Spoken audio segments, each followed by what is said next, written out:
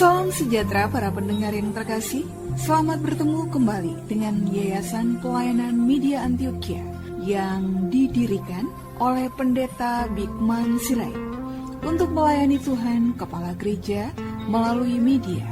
Untuk memperluas wawasan umat Tuhan, PAMA juga menerbitkan tabloid Kristen Reformata, Reformata Online, Reformata Audio Streaming. Juga tersedia buku-buku karya Pendeta Bigman Sirait dan ratusan CD khotbah. Doakan dan ikutilah pelayanan PAMA di radio di berbagai kota dan pelayanan televisi di Indovision, Live Channel, Kabelvision, Family Channel. Untuk informasi lebih lengkap, klik www.reformata.com www.reformata.com www.reformata.com. Kini tibalah saatnya kita akan menikmati kebenaran firman Tuhan bersama Pendeta Bigman Sirait. Selamat mendengarkan, Tuhan memberkati. Salam sejahtera saudara yang kekasih di dalam nama Tuhan Yesus Kristus. Kembali kita bertemu dan terus memikirkan bagaimana hidup mengabdi kepada firman. Dan sekarang kita akan berbicara bagaimana seharusnya setiap orang berbicara di dalam kehidupannya, bagaimana orang menjalani hari-harinya di dalam keimanannya, supaya ia boleh berbicara sesuai firman, sebagaimana orang yang percaya akan firman. Ini menarik, saudara. Nah, apa yang dikatakan di dalam 1 Petrus pasal yang keempat? 1 Petrus pasal yang keempat ayat 10 dan 11. 1 Petrus 4, 10 dan 11, demikian firman Tuhan. Layanilah seorang akan yang lain sesuai dengan karunia yang telah diperoleh tiap-tiap orang sebagai pengurus yang baik dari kasih karunia Allah. Jika ada orang yang berbicara, baiklah ia berbicara sebagai orang yang menyampaikan firman Allah.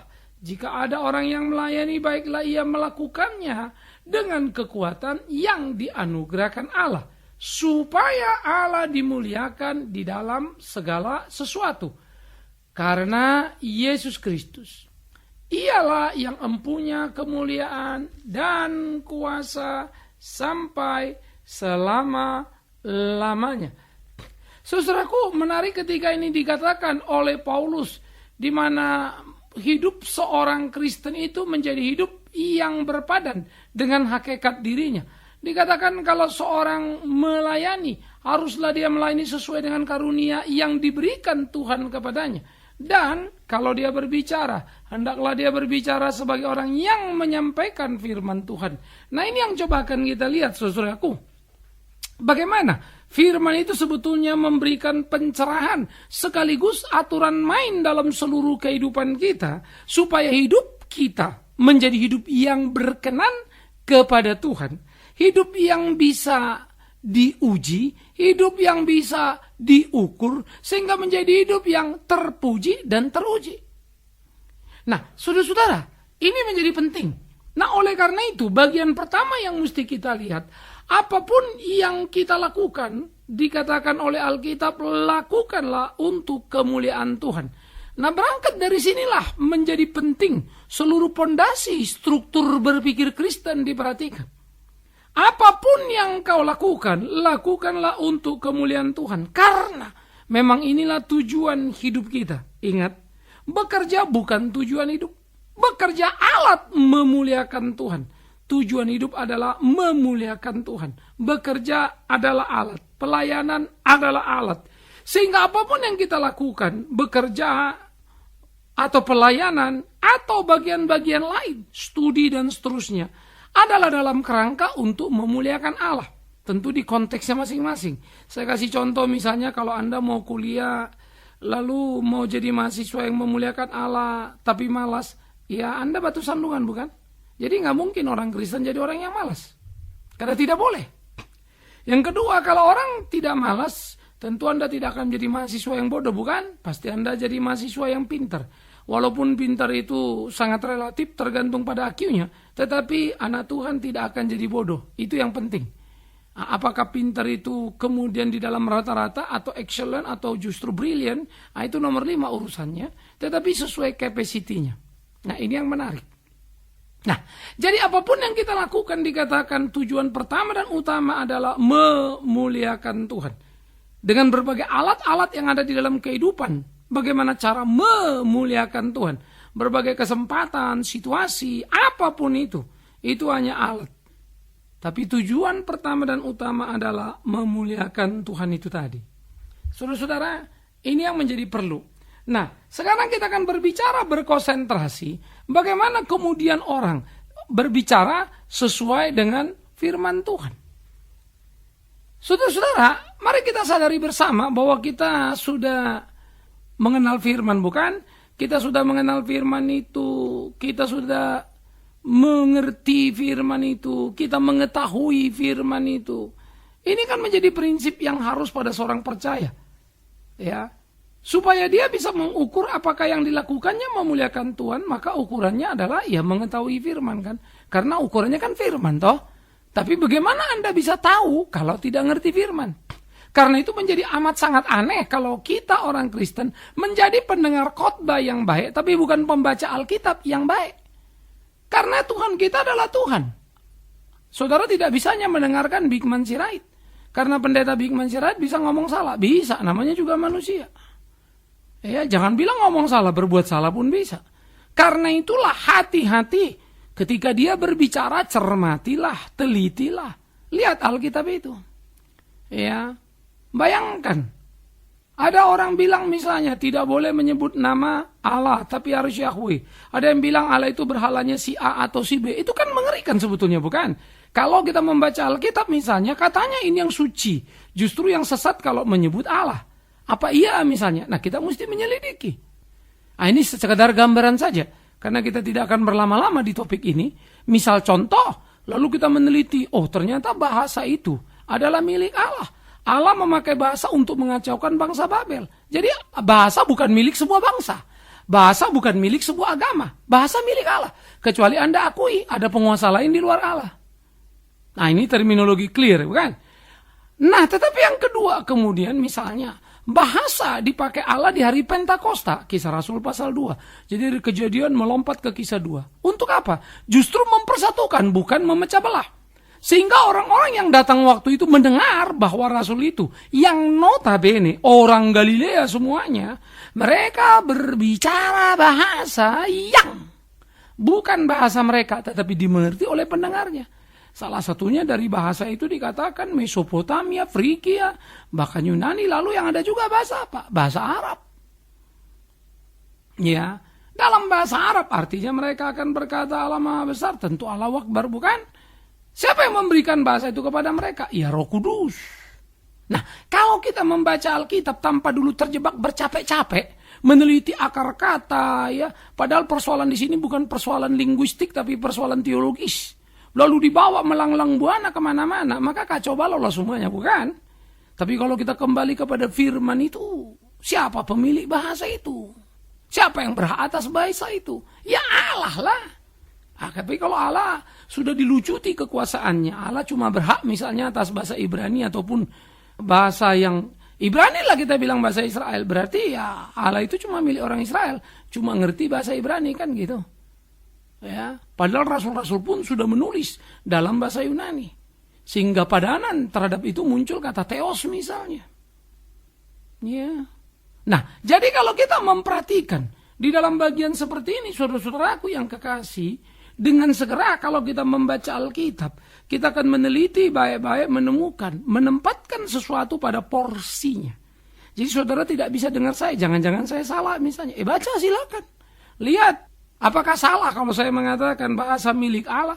Dia mengacaukan bangsa-bangsa di peristiwa Babel lewat bahasa, dan yang mempersatukan lewat bahasa di hari Pentakosta, di mana orang berbahasa bahasa yang bukan bahasanya itu para rasul, termasuk bahasa Arab, dan menyebut Allah Maha Besar. Nah, di dalam bagian seperti inilah saya kira perlu pemahaman penelaan. Ya.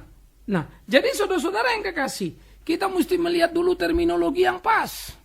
Ada orang bilang, oh misalnya ini nama itu tidak boleh dikutak-atik. Lah kalau sampai Allah kebingungan dengan sebuah nama, Kalau Bigman Sirait dipanggil Ali, pasti dia tidak melihat karena namanya Bigman Sirait. Maklumlah, si Bigman itu bukan Allah yang serba tahu dan maha tahu. Tapi kalau Allah, lalu katanya namanya dipanggil lain, lalu dia tidak tahu dan dia tidak mengerti atau dia tidak mau tahu, sadis amat. Apakah itu gambaran Allah yang saudara akan gambarkan? Nah, ini kan gambaran menarik dari Alkitab, bukan? Kembali, jadi segala sesuatu harus diukur dari firman Allah itu, termasuk omonganku. Jadi saudara mau tidak mau harus tahu dong firman itu, bukan? Nah, jadi belajarlah firman itu supaya kau bisa memeriksa apakah aku berbicara memang sesuai firman. Jangan bilang ini sesuai firman Alkitabiah, tapi sebetulnya tidak. Itu istilah-istilah yang menyesatkan, saudaraku. Ya. Nah, karena itu ini agak berbahaya. Karena nanti Alkitab berkata, banyak yang khotbah begitu. Di mana Tuhan berkata begitu? Itu adalah satu ayat yang ditafsirkannya begitu, bukan begitu. Bunyi ayat itu tafsirnya sudah. Lalu dibilang Allah berkata, loh padahal Allah tidak pernah kata begitu kok. Nah, umat ini terima. Lalu dibilanglah Allah berkata begitu. Diteruskan, saudaraku. Teruslah kesalahan itu. Terpatrilah di otak kita kesalahan itu. Nah, ini jadi gawat. Sehingga tiap kata, latar belakangnya, logika pemikirannya harus kita pahami secara utuh dan mendalam. Ini perlu. Supaya jangan kita menjadi salah. Jadi, tujuan hidup kita apa tadi? Memuliakan Allah. Karena itu yang kedua, berbicaralah, berpikirlah, melakukan apapunlah sesuai firman Allah. Dan tidak mungkin engkau bisa sesuai firman Allah kalau tidak mengerti apa itu firman Allah. Dan tidak mungkin engkau mengerti apa itu firman Allah kalau engkau tidak mempelajari, meneliti baik-baik. Dan mana mungkin engkau bisa mempelajarinya, menelitinya baik-baik kalau tidak membacanya. Celakanya, memang kita banyak tak membacanya. Apalagi meneliti dan mempelajarinya. Kalaupun baca, tak meneliti dan mempelajari. Atau mungkin baca, meneliti dan mempelajari, tapi salah pendekatannya. Akibatnya salahlah semuanya. Mana mungkin, Pak? Jangan bilang mana mungkin. Saudara pikir ajaran sesat datang dari mana? Karena memandang salah Alkitab, menerjemahkan salah, maka ada ajaran sesat. Ajaran sesat ya basisnya Alkitab juga kok. Yang sama yang kita pegang, yang kita baca. Tapi dengan konsep yang berbeda. Nah, inilah perlunya kehati-hatian, saudaraku. Sehingga kita perlu menyadari, perlu mencermati dengan sungguh-sungguh supaya jangan terjebak. Lalu menjadi orang yang salah dalam kehidupan. Bagaimana seharusnya kita menjalani hari-hari kita. Nah, saya pikir ini menjadi penting untuk dipahami oleh tiap orang percaya di seluruh kehidupannya. Bagaimana dia memainkan perannya supaya hidupnya sesuai dan berkenan kepada Allah Sang Pencipta. Jadi, berbicaralah seperti pada firman. Nah, kalau kita kembali lagi kepada poin yang berikutnya, maka kalau kita melihat tadi, kita mesti tahu firman. Maka yang ketiga dikatakan apa? Di dalam bagian ini kita mengungkapkan bagaimana kalau orang berbicara sebagai orang yang menyampaikan firman Allah. Jadi kalau melayani dengan kekuatan Allah. Kalau berbicara sebagai orang yang menyampaikan firman Allah. Ya kan? Sehingga apa yang dilakukan, lakukanlah semuanya untuk kemuliaan Allah. Kan begitu? Nah, maka kalau tadi yang pertama, tujuan kita adalah memuliakan Allah, maka yang kedua, bagaimana kita harus mengetahui firman Allah. Dan yang ketiga, bagaimana berbicara seperti menyampaikan firman Allah. Maksudnya apa? Maksudnya adalah ketika kau berbicara bukan memperalat firman Allah. Ini hati-hati dulu nih. Jadi bukan memperalat firman Allah itu untuk kepentinganmu. Ya, ini Tuhan mau saudara-saudara ini untuk rumah Tuhan, ayo kumpulkan uang. Tapi kemudian uang dikumpulkan misalnya, ya pekerjaan pelayanan dibeli, gedung dibeli, tapi pribadi punya keluarga. Kan jadi gawat ini. Loh, kenapa bawa-bawa Tuhan? Kalau mau pribadi ya pribadi asetnya, bukan? Tapi kalau sudah bilang Tuhan nih, mestinya representasinya ya untuk gereja lah. Dan kalau untuk gereja, ya nama gereja lah. Dan kalau nama gereja, bukan 1-2 orang yang menentukan itu. Ya jemaat bersama, itu namanya gereja. Karena tiap orang boleh saja banyak uang yang dikasihnya. Tapi dia sudah mempercayakan uangnya untuk pekerjaan Tuhan tadi. Dan jangan ada yang memanfaatkannya. Itu mestinya. Karena apa? Untuk kemuliaan Tuhan kan? Nah, kita kembali lagi. Jadi kalau kau berbicara bukan untuk tujuan diri. Ngomong Tuhan lalu ada uangnya pakai beli, memang beli sih. Ada asetnya ada, tapi atas nama diri. Kan gawat. Haknya diri, kan gawat. Nah, karena itu mari kita teliti, mari kita lihat. Begitukah seharusnya? Kan tidak. Oleh karena itulah dikatakan kalau kau berbicara. Sebagai orang yang menyampaikan firman Allah, apa yang Allah mau, sampaikan. Jangan kau tambah, jangan kau kurangi, jangan kau bengkok-bengkokkan tujuannya. Menarik ya. Sehingga kalau kita berbicara, termasuk bukan saja ketika kau berkhotbah, tapi berbicara dalam pengertian pribadi dengan tiap orang. Dan kita membawa-bawa pula lagi nama Tuhan. Hati-hati dong. Jangan kau berbicara bawa-bawa nama Tuhan untuk membungkus busuknya hati kita. Waduh, Tuhan marah. Tuhan tampar sakit nanti. Yang repot lagi kalau Tuhan beri kita sukses di dunia ini. Habis itu dibantingkannya. Wah, itu mengerikan. Lalu kita kecewa, Tuhan. Tapi Tuhan bilang tidak semua orang yang menyebut namaku Tuhan masuk surga. Mereka yang melakukan kehendakku. Jadi lain urusannya. Dan yang kedua yang kita pikirkan di dalam bagian ini. Ketika dikatakan, katakanlah apa. Seperti kau menyampaikan apa yang Tuhan mau untuk kau katakan. Ya katakan. Jangan tambah, jangan kurang. Ya itu kata Alkitab. Tidak untuk membungkus kebusukan kita. Tidak menambah, mengurangi. Yang berkaitan dengan kepentingan diri kita. Dan tidak lagi apa yang seperti saya katakan tadi. Keuntungan buat kita.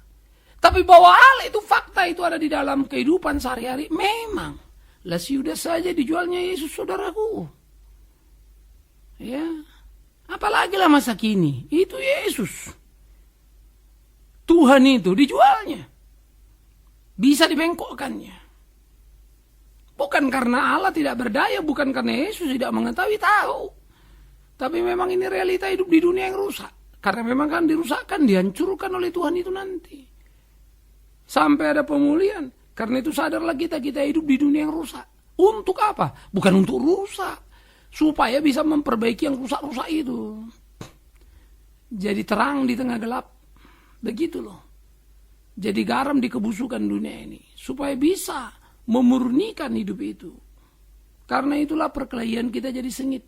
Oleh karena itu. Kalau aku berkhotbah, aku harus berkhotbah menyampaikan firman Allah tadi. Artinya apa yang Allah mau. Tak ku tambah, tak ku kurangi. Tak ku bengkok-bengkokkan. Begitulah kita berbicara sehari-hari dengan tiap orang. Berbicaralah dalam kejujuran, kemurnian batinmu.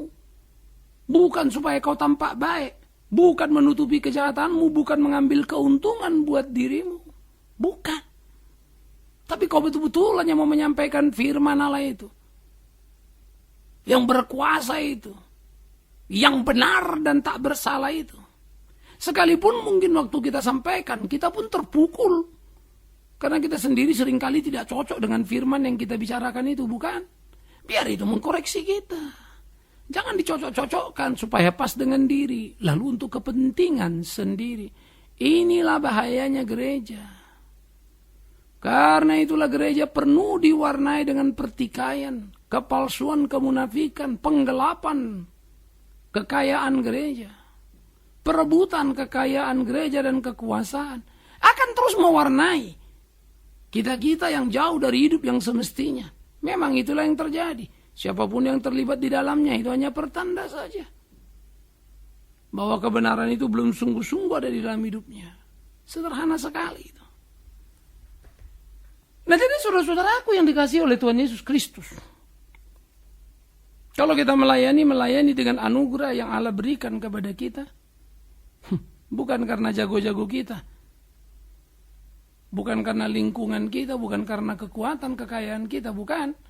Karena kita sadar semua pun datang dari Dia. Begitulah kita berbicara untuk Dia. Menyampaikan apa yang diinginkannya. Sehingga kemurnian itu, setiap apa yang kita sampaikan, bisa menjadi alat koreksi yang terus-menerus kepada seluruh kehidupan kita. mengkoreksi motivasi kita, mengkoreksi tindakan-tindakan kita. Sehingga makin hari kita yang menyelaraskan diri dengan firman Allah itu. Firman yang kita ucapkan bukan dengan otak dan mau-mau kita lagi. Dan ketika firman itu kita ucapkan sesuai dengan apa yang Allah mau sampaikan, lewat mulut kita ini, tapi kita terkoreksi, bukan? Karena, iya benar juga firman, aku pun gak begitu tuh. Saya seringkali habis khotbah menyadari betul dan berdoa, aduh Tuhan, indah kali tadi khotbah itu. Padahal yang khotbah aku. Tapi aku jauh dari situ, tolong aku Tuhan. Betul memang tampar kanan kasih kiri, aku berdoa lagi, aduh Tuhan tolong. Maka firman yang kusampaikan dengan kemurnian itu, mengkoreksi hidupku saudaraku. Karena hidupku tidak semurni firman itu. Hidupku tidak sebenar firman itu. Ku cintai firman itu, aku ingin benar. Tapi aku belum sebenar firman itu. Kejujuran itu harus ada. Sehingga itu akan menolong kita. Yang paling bahaya kalau kita pikir, karena kita sudah bicara, maka kita adalah yang benar. Bahkan kita bilang, kitalah firman itu. Waduh. Inilah kegawatan dalam kehidupan, keagamaan, kekristenan masa kini. Sehingga banyak orang menepuk dada, merasa hebat dan luar biasa. Banyak umat merasa umat hanya anak aktivis, pergi ke gereja, rajin berdoa. Tapi kelakuan hidupnya sama sekali tak menjadi model, tak menjadi teladan untuk sekitarnya. Dan gilanya lagi, bukan dia sadari lalu mengkoreksi diri, sekitarnya disalahkan. Tak mengerti pelayanan, tak mengerti firman. Lah kalau dia ngerti firman, kenapa dia tidak mengerti pendosa-pendosa yang dianggapnya tak mengerti itu, bukan? Bukankah Yesus datang dari surga untuk orang berdosa? Tapi itulah yang kita lihat. Sehingganya pertunjukan masa kini menjadi seperti pertunjukan lawak yang tidak lucu. Yang sedang diperankan oleh orang-orang Kristen. Ayo bangun. Jangan di situ. Kalau mau melawak, jadilah pelawak yang benar. Jangan jadi pelawak yang tak lucu. Berusaha membuat orang ketawa, tapi nggak ada yang mau diketawakan. Sebaliknya, kalau mau hidup-hiduplah dalam kejujuran supaya orang jangan ketawa ngelihat kita. Karena apa? Ketika kita memainkan peran tidak sadar. Ada yang tak beres pada diri kita. Anggap saja seperti orang tampil misalnya kan.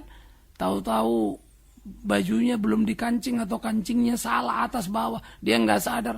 Putar sana, putar sini. Orang geli ngelihatnya. Simpel bukan? Nah karena itulah mari kita sadari semuanya ini. Dan bagaimana menyadari dengan firman itu. Apa dengan firman itu? Belajarlah untuk tidak mendiskonnya, menutup-nutupi, memelintirnya. Kalau kau berbicara, berbicaralah seperti orang yang menyampaikan firman. Apa adanya itu. Dan waktu kau berbicara sebagai orang yang menyampaikan firman, artinya tentu penuh dengan cinta kasih. Bagaimana untuk menangkap dan mengubah tiap orang. Oleh kasih dan kuasa Allah supaya boleh menjadi pemuja Allah yang sungguh-sungguh, bukan? Nah itulah kita. Alangkah amat sangat indahnya kalau itu mewarnai kehidupan kita semua sebagai orang percaya.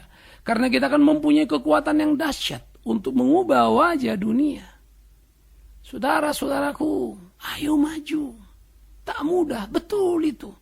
Tapi kita mesti belajar berkelahi atau tertipu oleh setan itu. Terperangkap oleh setan itu dan kita berputar-putar. Dan akhirnya, ketika kita sadar salah, sudah terlambat. Setan sudah mengikat kita di tempatnya.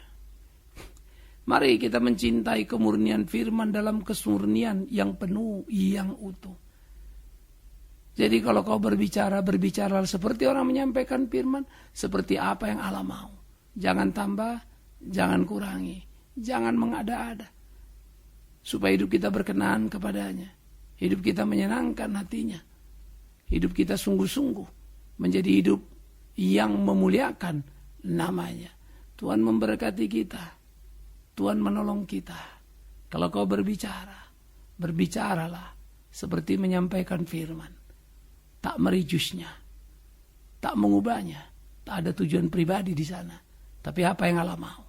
Dan ketika itu kau sampaikan, ingat, tak hanya yang mendengarkan diberkati, tapi kita pun akan diperbaharui. Oh, betapa luar biasanya. Terima kasih untuk firman hidup itu. Selamat, jujur, mengatakan, menyampaikan firman itu. Amin. Mari kita berdoa. Kami bersyukur, kami berterima kasih untuk firman hidup yang menolong kami, memimpin kami, mengajar kami tentang hidup ini. Tuhan, Tolonglah supaya hati kami ini makin sungguh murni di hadapan-Mu. Mengerti kehendak-Mu, hidup sesurut dengan apa yang Kau mau, iya Tuhan. Sehingga hidup kami menjadi hidup yang memuliakan nama Tuhan. Demi Yesus Kristus Tuhan kami, biarlah ketika kami berbicara menyampaikan firman-Mu, dalam hidup kami sehari-hari atau dimanapun kami ada, kami berbicara sebagai orang yang menyampaikan firman Allah. Tak menambah, tak mengurangi. Dalam kemurnian dan dalam kejujuran, hanya untuk satu kata. Tuhan dipermuliakan dan bukan diri ini. Terpujilah Tuhan. Amin. Kita telah mendengarkan firman Tuhan yang disampaikan oleh Pendeta Bikman Sirait.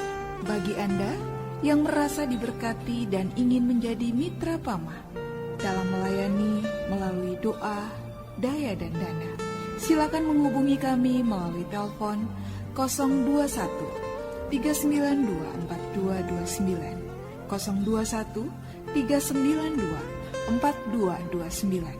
Email di pama_yayasan@yahoo.com, pama_yayasan@yahoo.com. Sampai bertemu kembali di waktu dan gelombang yang sama. Tuhan memberkati.